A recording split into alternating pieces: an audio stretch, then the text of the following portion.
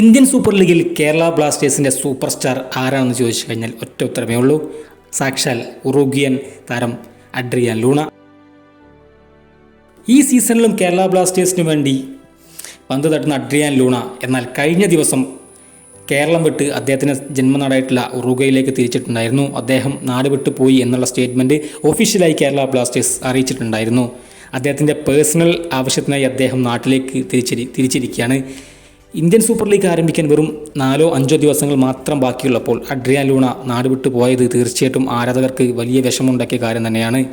എന്നാൽ അദ്ദേഹം എന്ന് തിരിച്ചു വരും. കേരള ബ്ലാസ്റ്റേഴ്സിൻ്റെ ക്യാമ്പിനൊപ്പം എന്ന് ജോയിൻ ചെയ്യും എന്ന ആശങ്ക കേരള ബ്ലാസ്റ്റേഴ്സിൻ്റെ ആരാധകർക്കുണ്ട്. കാരണം കഴിഞ്ഞ സീസണിൽ ഇഞ്ചുറി സംഭവിച്ച് ജനുവരി ആയപ്പോൾ തന്നെ ഇഞ്ചുറി സംഭവിച്ച് കളം വിട്ട് താരം കൂടിയാണ് അഡ്രിയാൻ ലൂണ. അതുകൊണ്ട് ഈ സീസണിൽ അദ്ദേഹത്തിൻ്റെ കളി കാണാൻ എല്ലാവരും കട്ട വെയിറ്റിംഗ് ആണ്. അദ്ദേഹം എപ്പോൾ തിരിച്ചെത്തും? തീർച്ചയായിട്ടും അദ്ദേഹം നെക്സ്റ്റ് വീക്ക് കേരള ബ്ലാസ്റ്റേഴ്സിനൊപ്പം തന്നെ ജോയിൻ ചെയ്യുമെന്ന് കൃത്യമായി സ്റ്റേറ്റ്മെൻറ്റ് ഇറക്കിയിരിക്കുകയാണ് കേരള ബ്ലാസ്റ്റേഴ്സ്.